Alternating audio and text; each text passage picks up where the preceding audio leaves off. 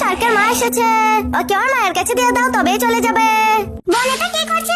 মা তাড়াতাড়ি এসে দেখে যাও। ভাই আমায় টয়লেটে যেতে দেয়নি, দরজা বন্ধ করে রেখেছিল। আমি অনেকবার নক করেছি কিন্তু খুলেনি।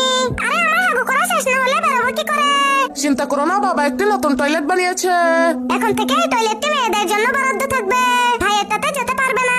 এই তো আমি ছোট হয়ে গেলাম, মা বাবা আর দেখতে পাবে না। ফ্রিজে অনেক আইসক্রিম আছে, আমি মজা করে আইসক্রিম খাবো।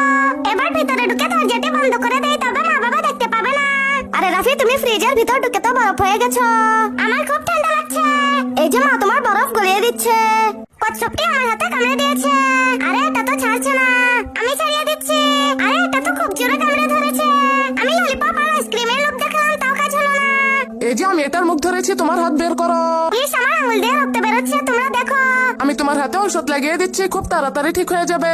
আরে তোমরা আমার বোনের ললিপপ আর বিস্কিট কেন নিয়ে যাচ্ছ? আমার বোনকে ছেড়ে দাও বলছি, নইলে তোমাদের আগুনে পুড়িয়ে দেবো। আরে রাফি, এই বিস্কিট গুলো আমি ওদেরকে দিয়েছি, কারণ ওদের ঘর পানিতে ডুবে গেছে। আমাদের মতো ঘর তৈরি করলে সেখানে পানি উঠবে না। আরে আমরা তো এমন ঘর খুব ভালো বানাতে পারি। এই দেখো প্রায় শেষের দিকে। আরে ভাই, তুমি আমার রোবটটি কেন ভেঙে ফেললে? আমি এখন পাথর দিয়ে তোমার সাইকেল ভেঙে ফেলবো।